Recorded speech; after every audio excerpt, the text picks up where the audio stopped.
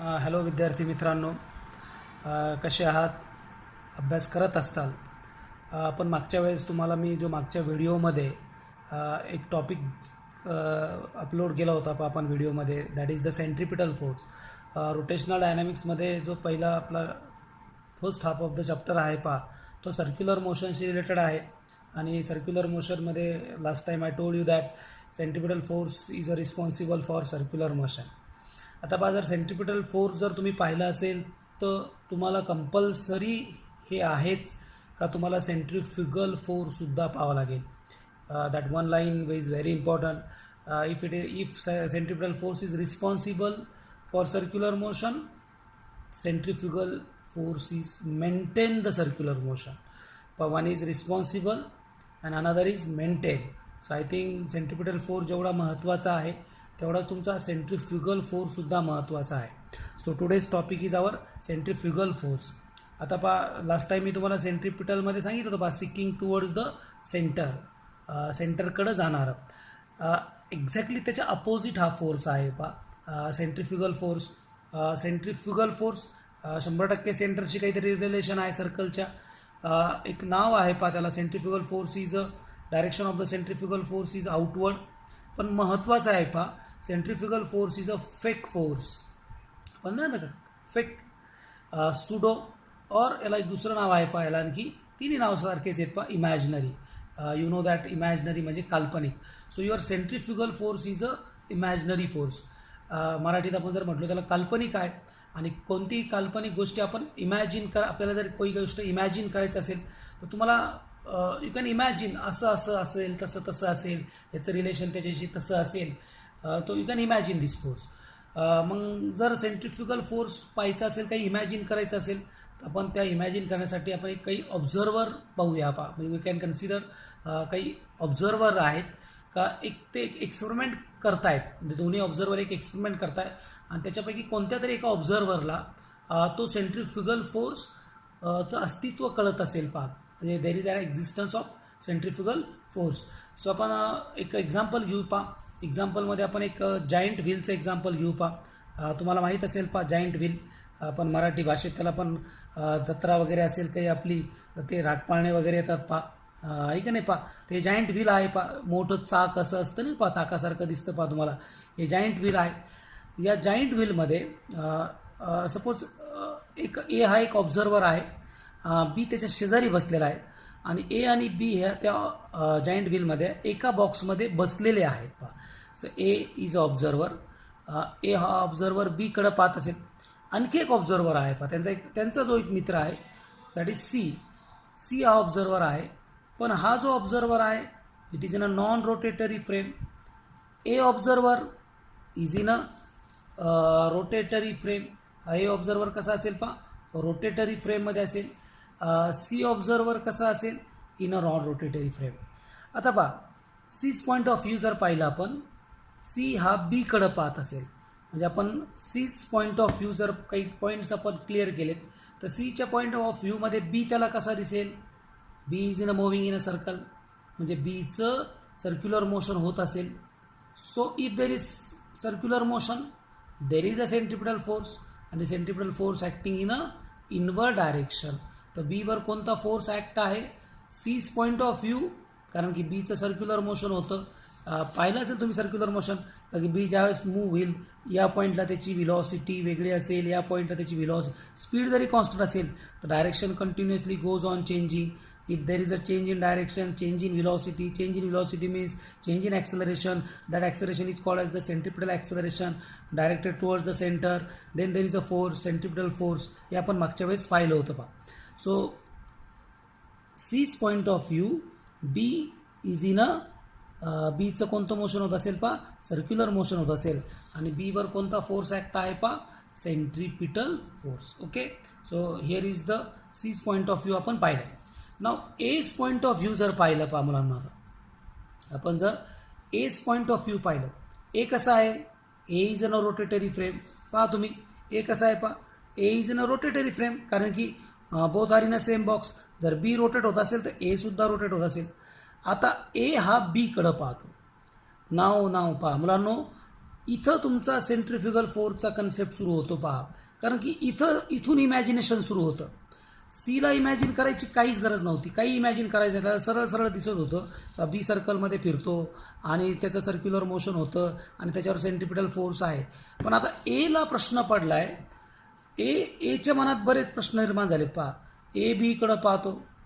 जर त्यांनी एने बीकडं पाहिलं तर तो कसा दिसेल, त्याला रेस दिसेल, 100% रेस दिसणार आहे.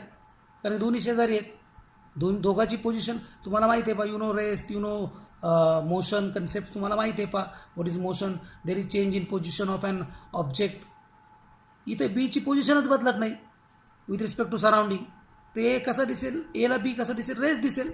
डेली लाईफमध्ये सुद्धा बरेच एक्झाम्पल आहेत जिथे तुम्हाला असं फील होतं पा. तुम्ही बसमध्ये आहात, तुम्ही बसमध्ये बसलात, तुमच्या शेजारचा तुमचा जो मित्र आहे, तुमचा जो एखादा दुसरा पॅसेंजर असेल, तो तुम्हाला रेस दिसतो.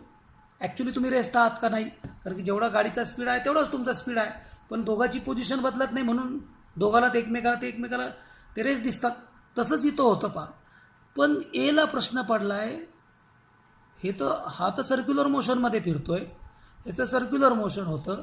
सर्क्युलर मोशन होण्यासाठी सेंट्रिपिटल फोर्स आहे तो दिसतोच, कारण here is a rod and that rod provides the means here is a tension in the rod and that tension provides the necessary centripetal force directed towards the center. तर बी वर तर centripetal force आहे.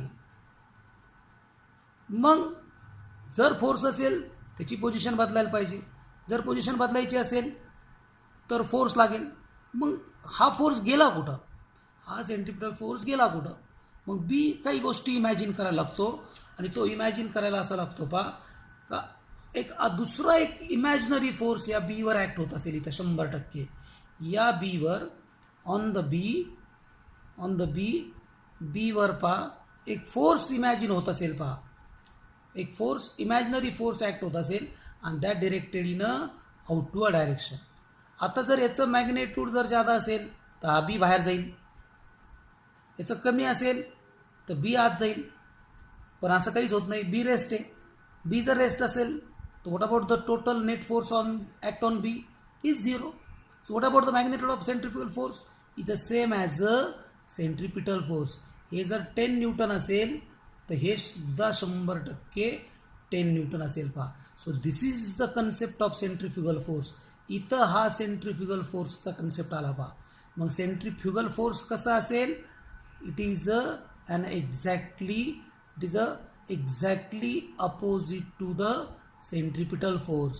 आणि कुणी imagine केलं? That observer A. आणि तो कसा पाहिजे? In a non rotatory frame. In a rotatory frame.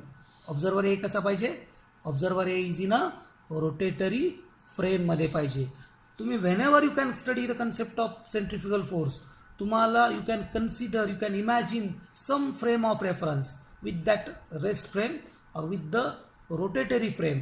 तुम्ही तो सेंट्रिफ्युगल फोर्सचा कन्सेप्ट इमॅजिन करू शकता पहा. तर इथं सेंट्रिफ्युगल फोर्स तुम्हाला दिसेल. So how to define centrifugal force? Same ते एक शब्द बदलायचा. जसं आपण सेंट्रिपिटलमध्ये पाहिलं होतं पहा. Centripetal force which is acting on a particle performing uniform circular motion directed towards the centre of the circle and along the radius of the circle. याच्यात काय फरक असेल सांगा बरं तुम्ही? काय फरक असेल याच्यात? ह्या जर इनवर्ड असेल तर हा कसा असेल? Outward. A force which is acting on a particle performing uniform circular motion directed in a direction of that force is a outward and along the radius of the circle. So this is about the centrifugal force. विद्यार्थी मित्रांनो, एक महत्त्वाचा point आहे, magnitude of the centripetal force. जर तुमचं याचं mathematical expression तुम्हाला काढायचं असेल तर तुम्ही जर थोडंसं जर डोकं लावलं तर 100% कळेल. What about the magnitude of the centripetal force and centrifugal force? जेवढा सेंट्रिपिटल फोर्स असेल तेवढा सेंट्रिफ्युगल फोर्स असेल. हा जर 10 न्यूटन असेल तर हा सुद्धा 100% 10 न्यूटनच असेल.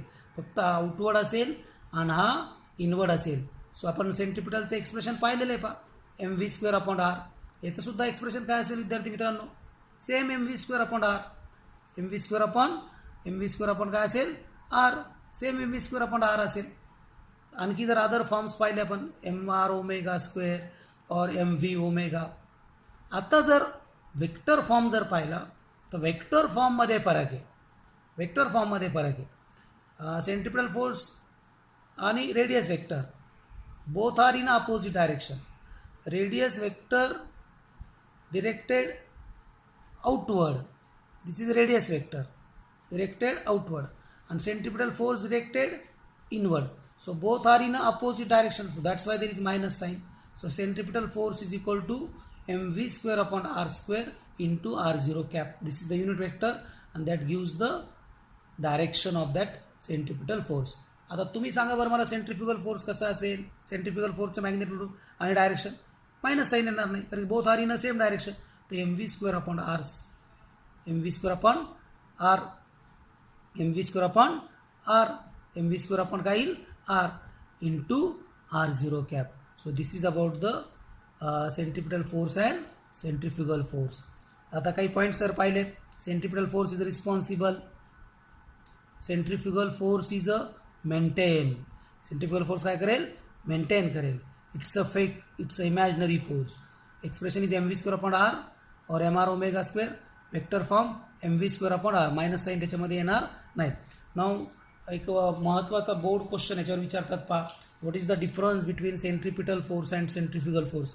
सांगा बरं, किंवा तुम्ही वहीत लिहून घ्या बरं काय काय असेल सांगा. पहिला पॉईंट काय असेल, काय असेल, हां बरोबर आहे, बरोबर. काय centripetal force is a real force. तिकडं काय असेल, centrifugal force is a pseudo force.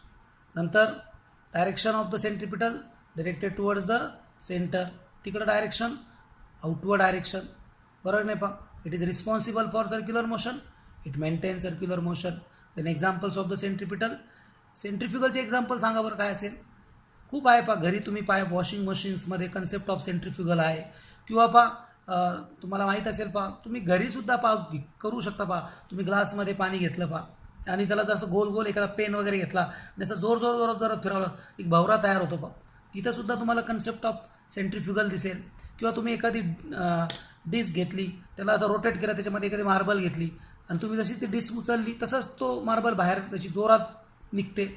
किंवा खूप असे एक्झाम्पल्स आहेत पहा. तुम्ही गाडीमध्ये बसलात, गाडी टर्न घेते, गाडी जर लेफ्टला टर्न घेत असाल तर तुम्ही राईटला जाता, राईटला टर्न घेत असाल तर तुम्ही लेफ्टला जाता. This is because of the centrifugal force. So centrifugal force is an imaginary force. It's a very very important force of your syllabus. That is the centripetal and centrifugal force. विद्यार्थी मित्रांनो, एक प्रश्न आहे पहा, why centrifugal force is called as the pseudo force. असा प्रश्न विचारला होता पहा एकदा. Why centrifugal force is called as the pseudo force. Why centripetal force is called as the real force. Real force means there is an interaction between two objects, two bodies have the some specific source origin आहे पहा. याला काही specific source origin नाही, परत interaction होत नाही कोणामध्ये. So that's why centrifugal force is a pseudo force. So this is your all about the centripetal force and centrifugal force. काही डाऊट्स नसतील व्यवस्थित त्याच्या नोट्स काढा. आता आपण पुढच्या पार्ट्समध्ये आपण पाहूया. आता नेमकं तुम्हाला मी काही व्हिडिओज पाठवलेलेच आहेत पहा. सर्क्युलर मोशनचे पाहिलेत, नंतर मी रोटेशनलचे काही व्हिडिओज तुम्हाला पाठवलेत. तुम्ही ते पाहिले असतील तर आपला रोटेशनल डायनॅमिक चॅप्टरचे व्हिडिओज तर आपले जवळपास सगळे पाठवून झालेत. काही पॉईंट्स मी असे थोडेसे तुम्हाला मी क्लिअर करेल. आणखी पुढचा बी चॅप्टर चांगला आहे पहा, मेकॅनिकल प्रॉपर्टीज ऑफ फ्लुइड. हा सुद्धा एक सोपा चॅप्टर आहे पहा. तर जसं जसं तुम्हाला मला व्हिडिओज तयार करता येतील, पाठवता येतील, तसे तुम्हाला पाठवेल.